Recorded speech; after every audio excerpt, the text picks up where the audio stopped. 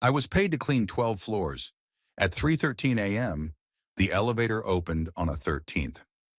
I'm Marco DeSoto, night custodian at the Lynden and Pike Tower. 42 stories of glass that looks like a blade stuck point down in the financial district. By day, it's perfume and suit fabric and the gloss of credit. By night, it's mine. I have the master ring, a crescent moon of keys, each one stamped with a number that fits a door, a closet, a vault, a life I'll never live. They say you can tell a building's mood by the sound its vents make after midnight. Lynden and Pike sighs like it hates being awake. Sometimes it clicks in its throat like a man trying to cough up a lie. My shift starts at 6 and rolls to 2. No unions, no benefits. One supervisor with a clock for a heart. 12 floors assigned, 12 floors only. HR says it in a tone like they're telling me a fairy tale that doesn't want to be interrupted. Your access is programmed for floors 5 through 16. Do not attempt entry elsewhere. Any deviation will void your contract. I don't deviate. I don't need to. The building has enough stories without me adding mine. Still, at 3:13 a.m., weeks after they shaved hours and doubled responsibility, the elevator opened on a 13th. I wasn't supposed to be there at 3:13. I was supposed to be home, boots off, microwave dinner in my lap, TV murmuring somebody else's tragedy. But that night I covered for Vince, a second shift kid who took a personal emergency. Code for a bar fight that would end with him apologizing to a tooth. The supervisor winked. Overtime, Marco. You're my guy. So I stayed. I cleaned. I took elevators packed with silence and carts that squeaked one note too high. I emptied trash that smelled like meetings. Coffee, paper, the sugar of ambition when it goes stale. By 3, I had one floor left, 12, the law firm with the soft carpet and the picture window where the city kneels to count its lights. I rolled the cart in, propped the door, and did the work. Hallway, kitchen, the corner office where a lawyer keeps a painting of a storm over a field and tells clients it's about calm. I've learned to never look at the storm long. It looks back. I finished and headed for the elevator, shoulders buzzing with the end of a long night. The panel inside has buttons like dull coins. I pressed L for lobby. The doors slid, thought about it, and closed. The car moved. Down, up. Orientation is a liar in elevators. You trust sound. You trust gut. My gut said down. The numbers above the door said nothing. The little red LEDs that normally tick off 16, 15, 14 stayed blind. Then the car stopped. The screen blinked. 13. There is no 13 in this building. Ask anyone. It goes 12 to 14 like superstition is code. The panel doesn't have a 13. I ran my thumb over blank steel where it would be. Smooth. The kind of smooth money buys to pretend it doesn't believe what it does. The doors opened. The hallway beyond wore carpet the color of turned milk. The lights hummed the wrong frequency, a hair flatter than comfortable.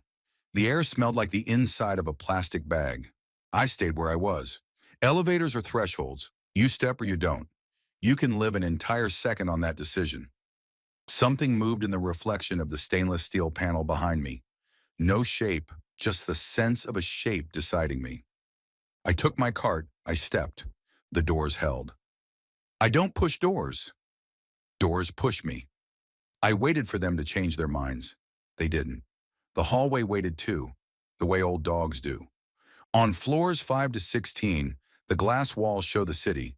Cranes asleep on their knees, traffic stitches on the freeway, a plane writing a soundless story across black. On this floor, the glass showed nothing. Fog. Not even fog. Primer. A smear of near white that had the idea of depth, but no conviction. I pressed my palm to the glass. It was cold like a coin in a dead man's pocket. There were offices, names on frosted panes I didn't recognize. Dr. K. Molford, counselor, fax, records, doors with keypads that blinked idle. No cameras in the corners. No exit signs. The building code says you must have exit signs. I've learned to stare through rules when the room refuses them. Hello? I said, because a man alone at 3:13 a.m. chooses the stupidest tools first. Maintenance. Something in the ceiling answered me, a shift like a lung turning over.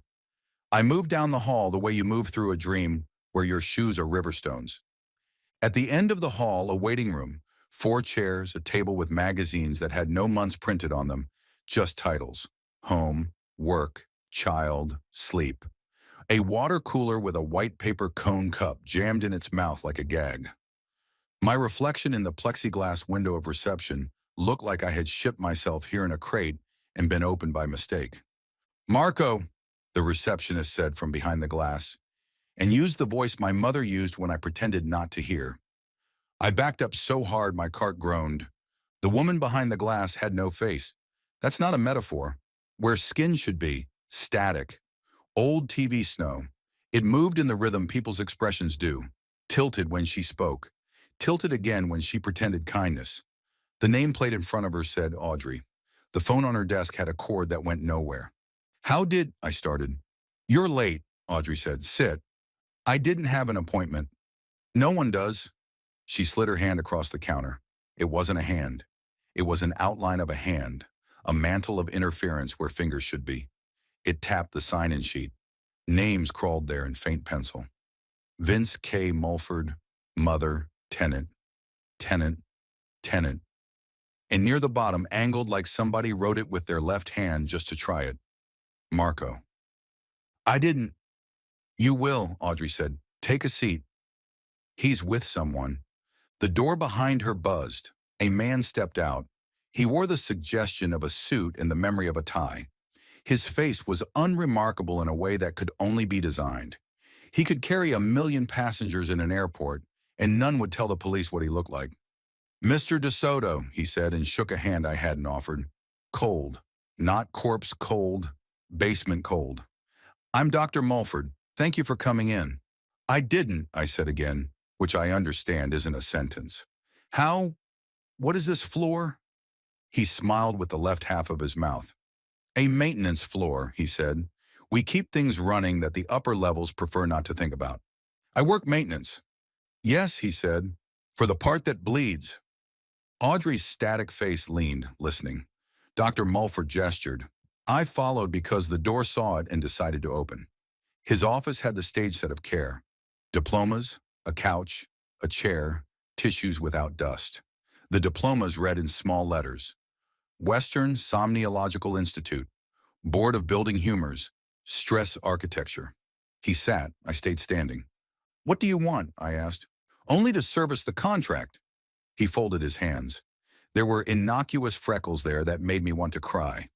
"Please sit, Marco." "I have 12th floor," I said. "This isn't one of them." He nodded. "Right. And yet here you are." He tapped a file. My file. Coffee smear in the top corner.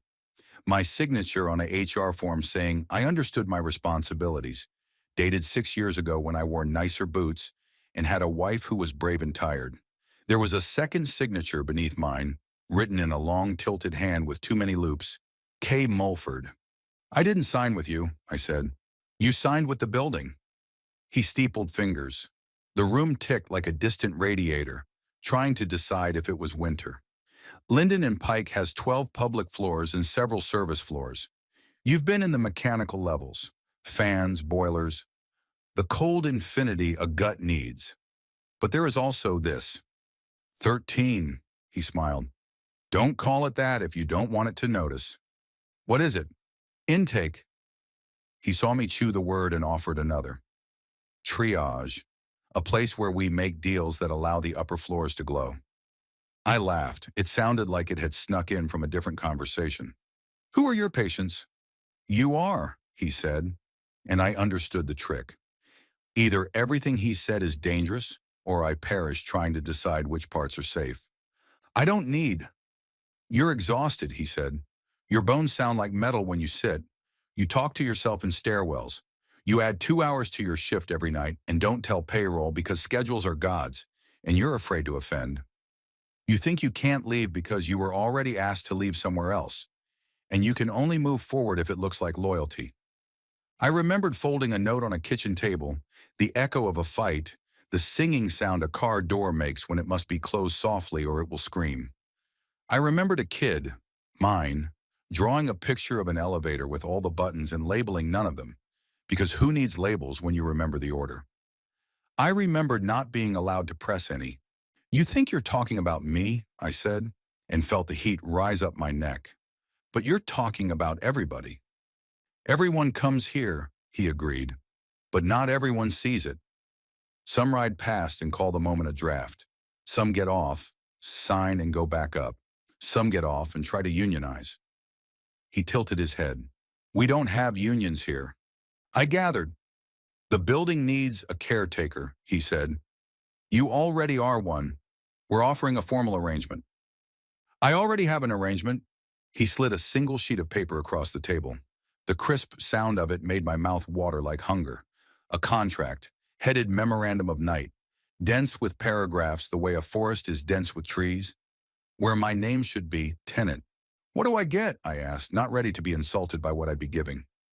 You already have what we offer, he said. Sleep without dreams, pain that waits until the hour you can handle it, a key ring that opens the mouths of ghosts, continued employment in a climate where the public floors eat custodians for dessert. He shrugged. We're offering continuity, Marco. Nothing more intimate than that. And what do you get? A reader, he said simply. One who will come downstairs when the elevator opens. One who will stop the whispers from crawling into the vents. One who will hold the building's attention when it tries to chew. The tower is a mouth, we need a tongue. He smiled with both sides this time. No blood, no sacrifice, just attention, and sometimes names. Whose names? He touched the file. Whatever the floor asks, read aloud. I stood. No. He didn't look surprised or disappointed. He folded the contract in half, then into quarters, then again, until it was a small square you could swallow if you were starving enough. He set it on the desk. It pulsed once, as if it had a heartbeat, then lay still. You'll think it over, he said. You're conscientious. The door behind me opened without hand or wind. The hall beyond had reset itself to bare and wrong. I backed out. Tell Audrey thank you, he called, and I didn't, because I didn't have a mouth for that task. In the lobby, Audrey's static face turned as I passed. You'll be late for work if you don't hurry, she said, and handed me a paper cone cup. My name was written on it in my mother's neat teacher's letters. Marco. Inside, water colder than metal. It smelled like a hose in summer. I didn't drink it. I put it on the cart and pushed like a man in a dream where the floor tilts. The elevator doors opened before I pressed the button. Inside, the panel showed no numbers. The L key glowed politely. I pressed it. The car moved. The air above my head knew a secret and didn't tell me. The doors opened to the lobby I knew. Glass and gold, fake fern that holds dust like a collection. Security guard asleep in an upright chair with a screensaver washing his face in soft squares. The clock showed 3:21. Somewhere on the loading dock, a truck coughed into being. I stood there until my radio crackled. Sup, my supervisor asked. Marco? You still on 12? Finished, I said. Heading down. You took longer. Someone asked me to sign something. He chuckled the way men do when they think they caught you being ungrateful. Night agreements, he said. Read the fine print. I tugged the cart toward the janitor's closet. My legs were coins. I hung the keys on their peg and they clinked like arguments. I washed my hands. The water ran too clear. When I looked up, someone had written tenant in the fog on the mirror and underlined it twice. I wiped it with a paper towel that left a shape like a thumbprint. The next night, the elevator didn't pause at 13. It ran clean. I worked my 12 floors. I avoided the corner office painting. I avoided thinking about contracts that fit under your tongue. 2 nights later, it opened again. 313. The hallway. The static receptionist. Dr. Molford. The contract folded smaller. I said no again. He didn't mind. Twice a week after that. Sometimes at 313. Once at 131 because numbers also like jokes. Once the door opened in the stairwell, which is illegal in a way that doesn't matter here. Each time he guided me back with offers so reasonable they felt stupid to refuse. It's nothing, he said. It's attendance. Just read. You won't even remember afterward. That line made my teeth itch. How do you make sure of that? We don't, he said. You will. He slid another document once. A list instead of a contract. Names typed in old ribbon ink. My supervisor. The head of HR, Vince. The security guard in the lobby. Two names I'd only seen on inner office envelopes. In the margin, small cursive, roll call. I pushed the list back so fast it burnt my fingers. No, you don't have to mean it, he said. Just say it. I'm not your tongue. He tilted his head, which I was getting tired of. Do you prefer being their hands? I slapped the desk. The static in the fluorescent light bars popped. I prefer being me. He smiled like he was sorry it mattered to me. We can help you keep that. What if I keep it myself? Then something else will keep it for you. He folded the list into a swan and set it on the corner of the desk. It watched me with paper eyes. Buildings eat. They were designed not to. But money taught them. I stopped going when the doors opened. I put my shoulder against the elevator frame and let it slide closed, and when it wouldn't, I hit 14 hard enough to crack the button. It never cracked. My finger did. That night I dreamed the 13th floor as a mouth with braces. When I woke, there was a paper cone cup on my nightstand with my name on it in my mother's hand. The water inside had turned to ice, and the ice had a hair in it that looked like a line on a map pointing from my apartment to Lynden and Pike. I didn't drink it. The next night, the building punished me by making the mop bucket slosh. Every elevator stopped one floor early. The supervisor sent a text in the coded ruthlessness. HR writes, "Hello, Marco. Notes on your punctuality." I ignored it. He called. I didn't pick up. At 3:13, the freight elevator groaned like an animal and opened onto darkness. The cart rolled in without my hands. I grabbed it and found my feet in the wrong room. Reception. Audrey. The static that shivered like she was cold. Dr. Molford's door already ajar. "Last time," he said before I spoke. "Then we won't ask again. You will or you won't." "What happens if I don't?" "You go back upstairs," he said, as if that were kindness, "and your building becomes a mouth you don't understand. And one night at 3:13, it chews on something you like." "What happens if I do?" "You read," he said, "and the chewing slows." He slid the folded contract. I put my hand on it. It was warm. Not heat warm, pulse warm. "Who did before me?" I asked. He made the tired head tilt again. "Names are the service we provide to other departments." "Audrey?" Static leaned. "Before," she whispered and vocoded it into something like a hymn. "We kept it ourselves. We were less kind then." The list waited. Roll call. Tonight's date. Blank lines like open mouths. A pen sat on the blotter. It had the bank's logo. My hands shook, and not from fear, from rage, from the sense that a game was being played with rules so fair they felt rigged. "Read what?" I said. "Who decides?" "The floor decides," Dr. Molford said. "You see who it shows you." He nodded at the wall. For the first time I noticed the mirror there.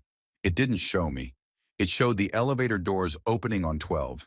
It showed Vince, standing, no swagger, shoulders hunched, like a kid outside a principal's office. It showed him looking down at his phone. It showed the clock over his head. 3:13. It showed the doors open wrong. "Vince?" I said. "Intake," Audrey whispered. "He said he was thirsty." We gave him water. It only works when they're thirsty. I pictured his chipped tooth, his dumb laugh, the way he yelled GOAT at any basketball highlight in any break room. I pictured the contract eating the corner of the desk with its pulse. "Read the first 3 names," Dr. Mulford said. "Then go upstairs." Sleep. Forget. Wake. Mop. 12 floors. No more. The building purrs. The vents hum. You go home. "What about Vince?" Mulford's face softened like an actor receiving a cue. "The building doesn't give back what it solved." I picked up the pen. It was the ugliest pen I'd ever held. Corporate blue. It wrote like it was making excuses for the ink. Line 1 looked blank until I leaned. The paper had impressions in it. Someone had pressed hard above me. The ghosts of letters waited to be traced. The elevator in the mirror showed 12. The clock above it ticked 1 minute forward, 3:14. I set the pen down. "No," I said. I felt it in my throat like a splinter I finally pulled. You'll find a different tongue. You don't get mine. Molford's smile stayed. It's the only time I saw his eyes blink. Then don't ride after midnight, he said. And when you hear your radio crackle with names you recognize, don't answer. And when the floor opens and shows you someone you love, remember this moment. And don't try to be a hero. Heroes red, tenants clean. I picked up my cart. It felt heavier than a cart should feel. Audrey slid my paper cup toward me. Marco written neat. The water inside had a skin. I didn't drink. I left. The elevator took its time taking me where I belonged. When the doors opened on the lobby, the security guard sat forward in his chair with his eyes open like someone had just told him a joke that wasn't funny. He looked at me and shook his head once, as if refusing a coin. Bad maintenance, he said. You can hear it in the ducts. I know, I said. The next night I took the stairs. You can't run a cleaning cart down 30 flights of stairs. I did. The wheels left rubber like handwriting. My lungs tried to unionize. I didn't care. I refused the elevator every time it binged open as if inviting a stray dog. On 12, the painting of the storm had changed. It doesn't matter what it changed to. It changed. I cleaned with my back to it and sang a song I didn't know I knew. At 3:13, the lights on the floor flickered and then stayed solid. My radio whispered, Marco. Not a voice. The floor. The building. The duct. Marco. Come downstairs. I switched the radio off even though we're not supposed to. I added the charge to my list of sins. I rolled the cart into the hall. Something brushed my sleeve and decided not to be real. When I hit the stairwell, the door refused to open. It held like it was holding a breath. I put my shoulder into it. It sighed. It swung. The stairs beyond were not stairs. They were a mouth. I stepped back. The elevator at the end of the hall opened by itself. The panel inside showed a 13 that didn't exist. The number blinked the way an animal blinks when it wants you to believe it doesn't see you. I'm not your tongue, I said again. Find another mouth. The building thought about this. That's what it felt like. Consideration, like a large animal repositioning in sleep. The elevators closed. The lights hummed one step higher. Somewhere in the vents, something that had learned the sound of my name tried it on and found it didn't fit. By 4 o'clock, the floor was clean. By 5 o'clock, I had stripped the mop and hung it like a flag. By 5:30, the world the day uses to forgive itself woke and put on coffee. I clocked out. I walked into morning like a man rescued from a well. I didn't sleep. I waited to see who texted. No one with a number I could explain. The supervisor sent another coded kindness. Hello, Marco. Reminder of our policies. I didn't answer. At 7 that night, I went back. We are fools for the work that pays us. We go back even when the door is wrong. The elevator ran clean. 5 to 16 obedient. The cart sang. The vents sighed. The vents did not whisper my name. They hummed the low note of buildings that are content. At 3:12, my radio popped. Marco soft. Not the floor. Vince. The kind of soft that happens after a man's mouth has forgotten how to make air do tricks. I'm thirsty. I stood in the hallway outside 12 and stared at the elevator like it was the last unlit candle on a cake. No, I told it. No. It opened anyway. Not a hallway, a waiting room. Audrey's static face turned. Dr. Molford's door already ajar. The contract on the desk folded into something smaller than choice. First 3 name, he said. Then we'll leave you alone for a year. A year, I repeated and tasted how cheap that sounded. A year seems big when you're robbed one night at a time. I won't give you a minute. He tapped the mirror. In it, 12. Vince. His mouth making GOAT at a highlight while the clock behind him forgot how to stop. My throat closed. Read 3, Molford said. He'll be 4th. He won't taste like anything. The pen felt heavier. I write for a living on forms and schedule sheets. It has weight when the paper knows you. My hand moved, not down, across. I put a line through roll call. I wrote maintenance in letters that thought they were bigger than they were. I wrote no service on this floor. The pen tore the paper. The paper bled, which is a trick. Audrey, I said. The static softened like a quilt. Yes, Marco. Sign for me. Her outline of a hand held the pen like it had done this before. She wrote Audrey where I had written tenant on the first line of the contract. It fit. It fit too well. The entire room inhaled. Dr. Molford stood. It's the only time I saw his face lose the exact shape of itself. Not fear, surprise. The kind of surprise that embarrasses the surprised. You can't, he said. She isn't. Reception, I said. She receives. Let her receive the building's appetite. Isn't that what she's here for? Audrey said nothing. She folded the contract again, slower this time, like a napkin after dinner. She slipped it into the gap between the desk and the wall where a million pens go to die. The gap was deeper than it should have been.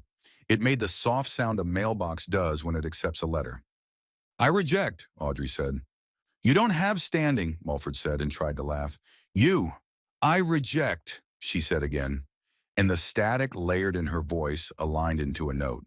The lights flickered, and when they came back, the exit sign over the door glowed green.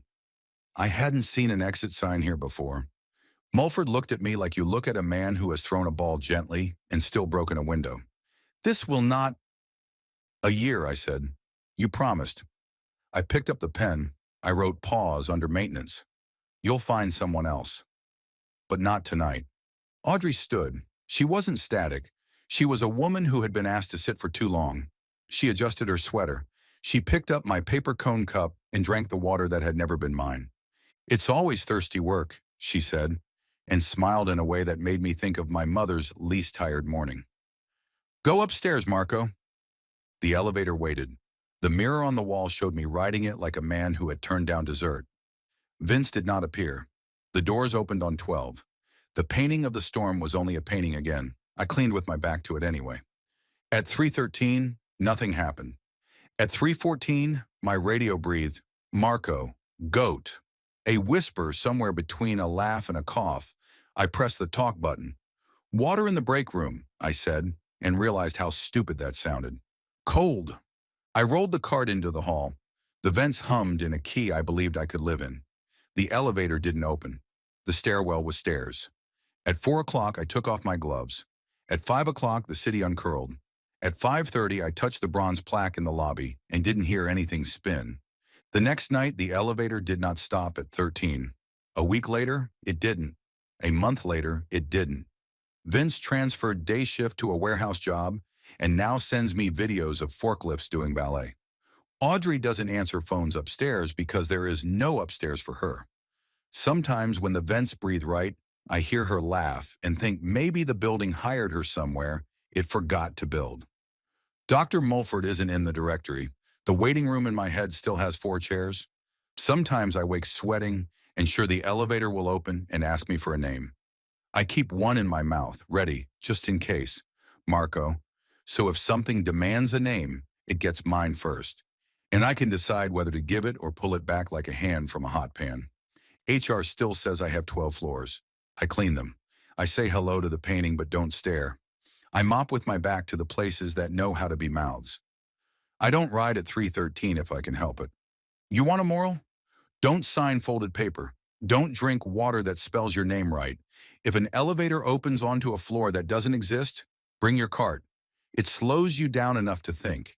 And if a receptionist with a static face tells you to sit, ask her if she wants to stand instead.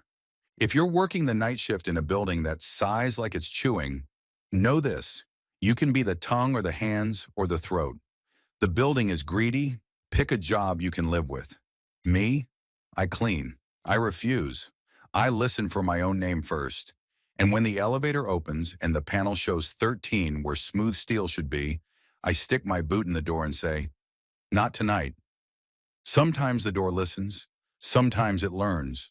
Sometimes as it closes, something inside it laughs like a receptionist who finally stood up.